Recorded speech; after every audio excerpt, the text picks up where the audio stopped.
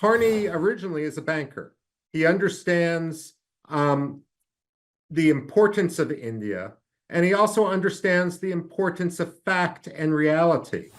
Justin Trudeau was a politician who peddled in image and imagination. And therefore, it makes sense that Carney wants to restore maturity to the relationship for Prime Minister Modi to show that the problem all along was not Canada itself. It was just the immaturity and unprofessionalism of Justin Trudeau. So much for talking to me, and I appreciate your time. Now, Prime Minister Carney has succeeded where Trudeau couldn't, getting Prime Minister Modi to accept a G7 invitation.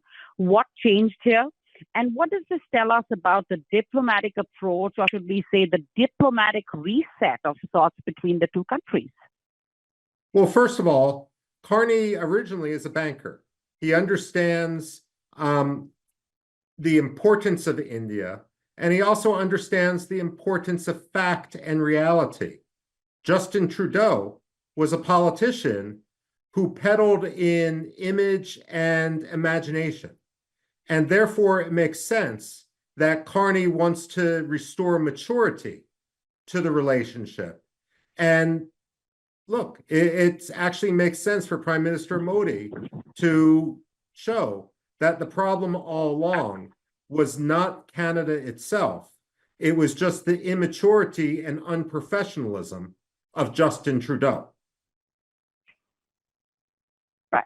Now, reports suggest that Canada has placed a law enforcement condition on this invitation. Is this a face-saving diplomacy or genuine progress in the Niger investigation from the Canadian side? Well, certainly it is a little bit of politics on the part of Carney, but all along, the Indian government has said that they are willing to have a serious dialogue, much like they have had with the United States. The problem with Justin Trudeau is for his own domestic reasons, for his own political reasons, and to assuage radical constituencies.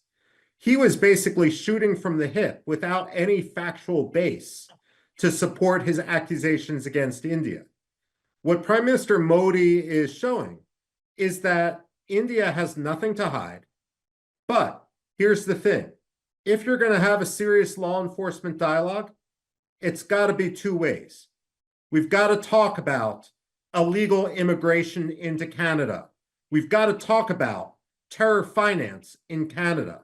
We've got to talk about the radical Sikh mafias and how the Khalistan movement is tied to organized crime and terrorism. So by all means, Canada should have a dialogue about law enforcement with India. But it's essential that Canada recognize that it is not going to set the full parameters of this. India has a lot to say, and for justice to be served, Canada has to stop acting like the condescending white man dictating to India in the 19th century. That was Justin Trudeau's style. Mark Carney has to approach India perhaps as equals, and perhaps even more as supplicants, given the difference in the economies.